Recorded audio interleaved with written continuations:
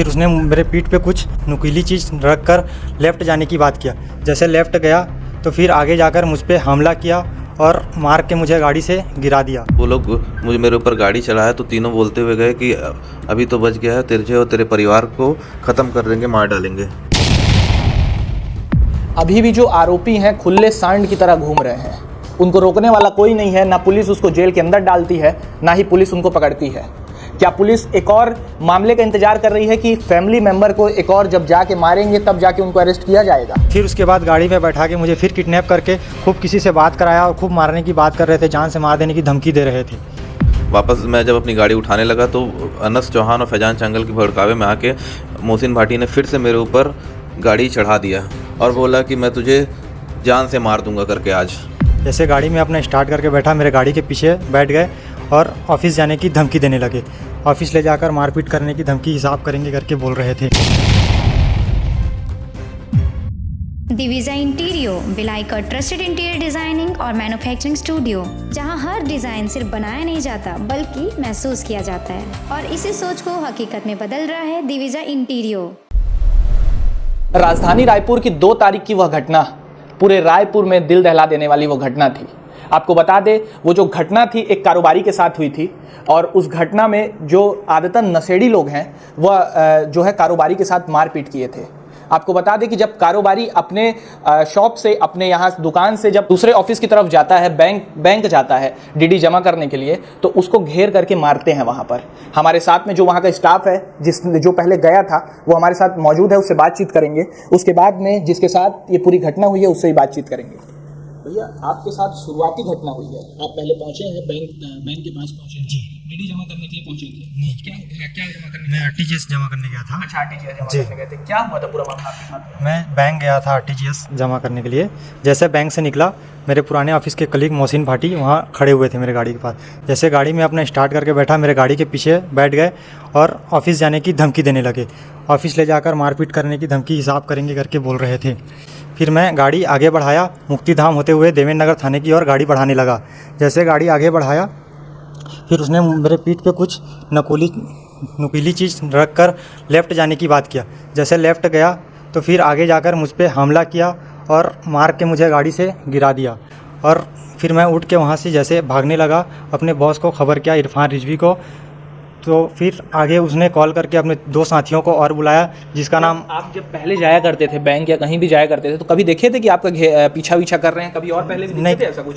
1-2 बार देखा है मैंने, और ऐसा कभी और नहीं देखा है मैंने। और जब इस बार देखे तो डायरेक्ट आए और मारना चालू कर दिए? जी, इस बार आए। मैं देखा भी नहीं था कि इस बार मेरा पीछा कर रहे हैं। जैसे मैं बैंक से निकला तो बाहर खड़ा हुआ था वो। फिर मैं जैसे फ़ोन लगाया भैया को, तो उन लोग अपने साथी को बुलाए और आगे जाके मेरे साथ तीनों, अनस चौहान, फैजान चांगल और मोहसिन भाटी, तीनों मिलके मुझे खूब मार पीट के, जो हथियार रखे थे हथियार से, बेल्ट से, लात घुसे से मुझे खूब मारा और बहुत घायल किया, जिससे मेरा पैर पे चोट आया है, मेरा पूरा शरीर पे, पीठ पे और छाती में, पूरा सब जगह खूब चोट आई है। और भी क्या हुआ था आपके साथ में? कुछ बैग आप लोग लेके गए थे? कुछ मेरा बैग लूट लिए और उसमें मेरा पैसा था, पैसा लूट लिए, और फॉर्म वगैरह बैग ही छीन लिए थे मेरा, और मुझे खूब मारा। उसके बाद तीनों ने मिलके मुझ पे बहुत वार किया। फिर उसके बाद गाड़ी में बैठा के मुझे फिर किडनैप करके खूब किसी से बात कराया और खूब मारने की बात कर रहे थे, जान से मार देने की धमकी दे रहे थे। अच्छा, क्या बोल रहे थे कि अगर आपको छोड़ देंगे तो आप फिर कहीं जाओगे और उसके बाद फिर आपको पकड़ के मारेंगे? जी, और मुझे गाड़ी में बैठा कर किडनैप कर रहे थे उन लोग। फिर ऑफिस ले जाने की कोशिश कर रहे थे, गाड़ी में बैठा कर ले रहे थे, तो मैं वहाँ से कूद कर गाड़ी से भाग रहा था। तो फिर इरफान भी आए और फिर उनके ऊपर उन्होंने गाड़ी चढ़ा दिया और उनके साथ फिर मारपीट किया। अच्छा, आपके साथ तो किया ही किया, साथ में जब आप इरफान जी को बुलाए आप उनके साथ भी किया? जी। तो वही जिस इरफान जी का ये नाम ले रहे हैं वही कारोबारी हमारे साथ पे अभी मौजूद हैं, और आप देख सकते हैं कि इस बेड में उनके साथ वाला जो साथ में काम करते हैं वो एडमिट है, और जस्ट बगल में जो है इरफान जो कारोबारी हैं। लगातार वर्षों से कारोबार में इनका जो है धंधा चलते आ रहा है, और साथ में अब देखिए कि कैसा हालत इनका हो चुका है। इनके साथ में भैया क्या हुआ था? मारपीट हुई थी आपके साथ में? जब मैं, जैसा आपको अशरफ ने बताया कि वो बैंक गया था, बैंक से जब वो बाहर निकला तो मोहसिन उसका इंतज़ार कर रहा था और उससे ज़बरदस्ती अपने ऑफिस ले जाने लगा मारपीट करने के लिए। जब वो मना करा तो उसको पीछे हथियार टिका दिया, हथियार टिका के उसे अपने ऑफिस, अपने अड्डे में ले जा के मारपीट करने के लिए कह रहा था। अशरफ ने थोड़ा सा चालाकी करके जब बैंक की तरफ मोड़ने लगा तो उसे फिर उसने लात से क्या गाड़ी के पीछे से मारा और गिरा दिया मारपीट करते हुए। आपको फुटेज में साफ साफ दिख जाएगा, सीसीटीवी फुटेज में। उसके बाद जब उसके साथ मारपीट किए, बैग छीन लिए, उसका बैग लूट लिए, ज़बरदस्ती उसे अपनी गाड़ी में बैठाने लगे फैजान, मोहसिन और अनस।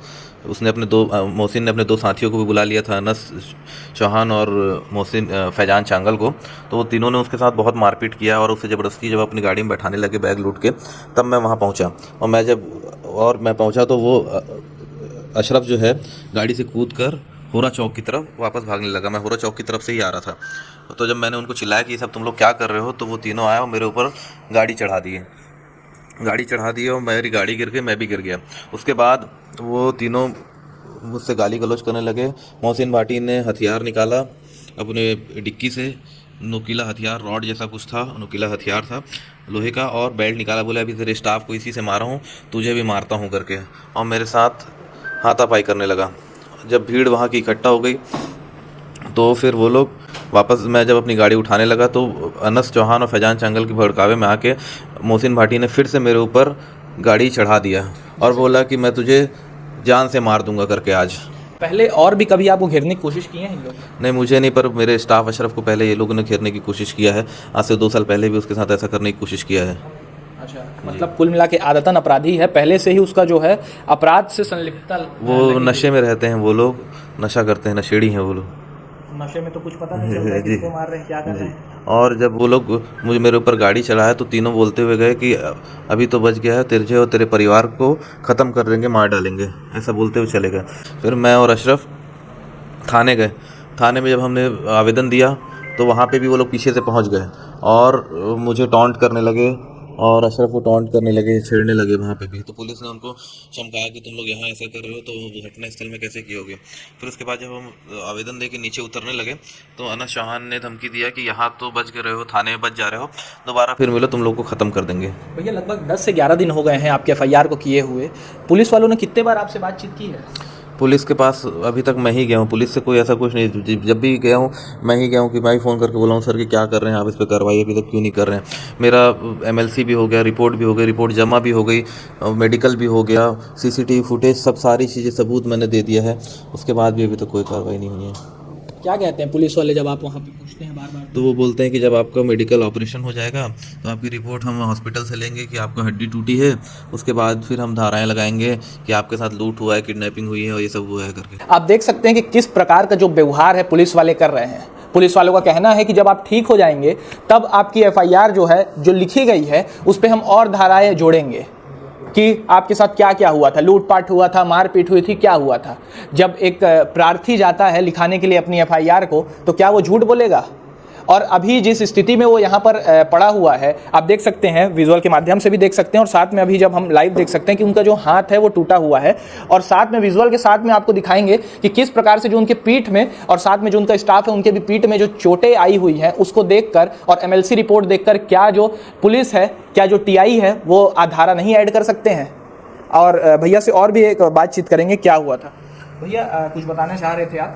भैया हम साधारण व्यापारी लोग हैं और हमारे जिस टाइप की घटना हुई है, हमारे ऊपर जो वार हुआ है, हमारे ऊपर जो ये लोग मारपीट किए हैं, ऐसे में हम कैसे सेफ रहेंगे। और मुझे और मेरे परिवार को धमकी दिए हैं कि जान से मार देंगे, तो हमें एकदम डर लगा हुआ है कि कभी भी ये लोग कभी भी कुछ भी कर देंगे, क्योंकि ये नशे में रहते हैं। और उस समय अगर नहीं बचा होता तो मुझे हो सकता है कि वो जो हथियार रखा था उससे मार भी डालता। तो मुझे बहुत डर लगा हुआ है कि कभी मेरे ऊपर, मेरे स्टाफ के ऊपर, मेरी टीम मेंबर के ऊपर, मेरे परिवार के ऊपर कभी भी ये लोग हमला कर देंगे। मैं प्रशासन से चाहता हूँ कि इस पर जल्द से जल्द कार्रवाई हो और जो अपराधी हैं उनको कड़ी से कड़ी सज़ा मिले। अभी भी जो आरोपी हैं खुले सांड की तरह घूम रहे हैं, उनको रोकने वाला कोई नहीं है। ना पुलिस उसको जेल के अंदर डालती है, ना ही पुलिस उनको पकड़ती है। क्या पुलिस एक और मामले का इंतजार कर रही है कि फैमिली मेंबर को एक और जब जाके मारेंगे तब जाके उनको अरेस्ट किया जाएगा? खैर, राजधानी में कमिश्नरेट लागू हो गया है, लेकिन फिर भी कोई फर्क नहीं पड़ रहा है। जैसे पहले पुलिस प्रशासन थी, वैसी अभी भी कमिश्नरेट लागू होने के बाद भी हुई है। कमिश्नरेट लागू किया गया था क्योंकि जो क्राइम का ग्राफ है लगातार बढ़ता जा रहा था, लेकिन अभी भी जो क्राइम का ग्राफ है वो कम होने का नाम नहीं ले रहा है। अब देखने वाली बात होगी कि इसमें क्या बड़ी कार्रवाई होती है और पुलिस वाले कितने आरोपियों को इसमें गिरफ्तार करते हैं।